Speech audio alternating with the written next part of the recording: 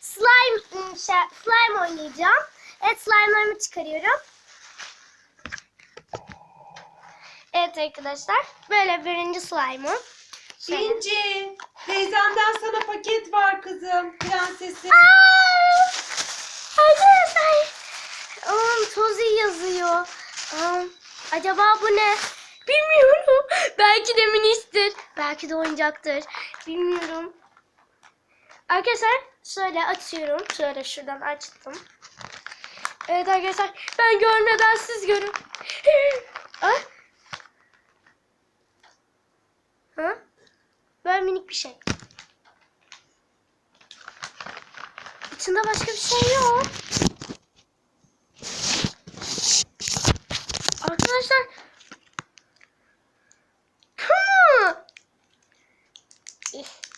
Nasıl açılıyor bu?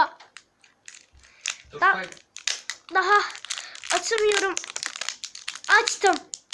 Açıyorum. Evet. Kullanım kılavuzu gibi iğrenç bir kağıt çıktı. Bu da çöpü. Evet. Arkadaşlar. Bir şunu açıyorum. Açılmıyor. Arkadaşlar açınca hemen geliyorum. Arkadaşlar gördüğünüz gibi açtım. Daha doğrusu annem açtı. Evet. Bu çekilebiliyor. Bu çekiliyor. İlk defa çekilen slime'ım oldu.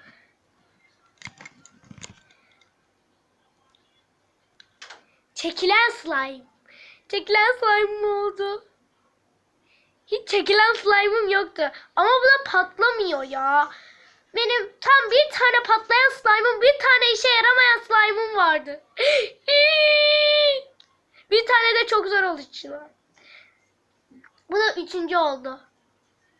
Evet, bu benim 3. slime. Ama bebekken yaptıklarımı saymıyorum tabii şu anda. Ne bebekken yaptık ya? Neyse. Çocukken slime var mıydı ya? Yok. Çıkmıyor bu. Yardım! Dikkatli olmak İngilizce bilmiyorum. Neyse arkadaşlar, ben hemen careful, be careful mu? Be careful demekmiş arkadaşlar. Annem söyledi.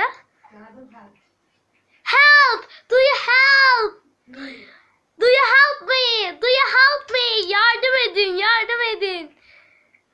Evet arkadaşlar, ben şuradakini çıkarıp geliyorum. Çok uzun zaman alacak çünkü. Arkadaşlar biraz çıkarmayı başardım.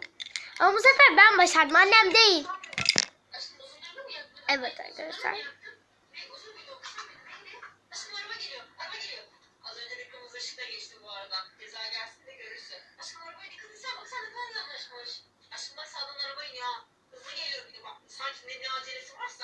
Ya vallahi delirttin ya. Sana da çekiyorum ya. Dur. Çekim sen kullan. Dur. Ya benim ehliyetim de vardı. Abi ehliyet mi kullanıyor? Hepsini biliyorsun ya. Her şeyi biliyorsun. Sen kullan. Evet arkadaşlar.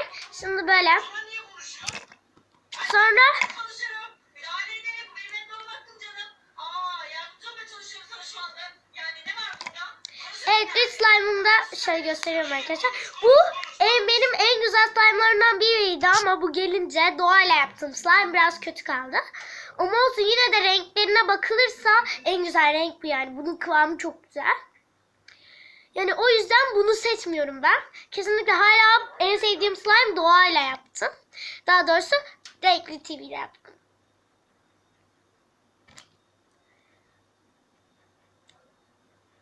Arkadaşlar. Hop. Şimdi bakın, şunu bana kuzenim Elif TV öğretti.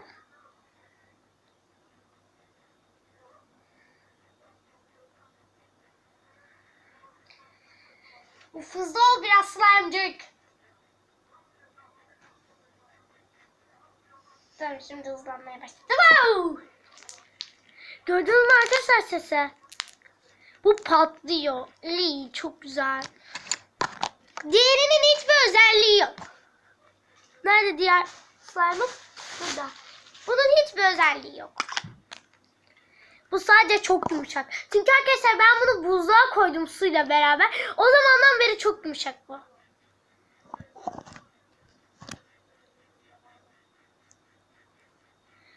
Çekilmiyor bu. Ay.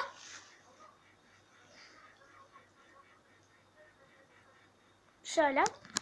Aa, bu da yeşil. 2 tane yeşil slime oldu. Ama biri açık yeşil. Aa, arkadaşlar hemen ışığı kapatıyorum. Belki de bu fosforludur. Hayır, fosforlu değilmiş. Arkadaşlar fosforlu değilmiş ya. Ben fosforludur diye uyandım. Anladın mı?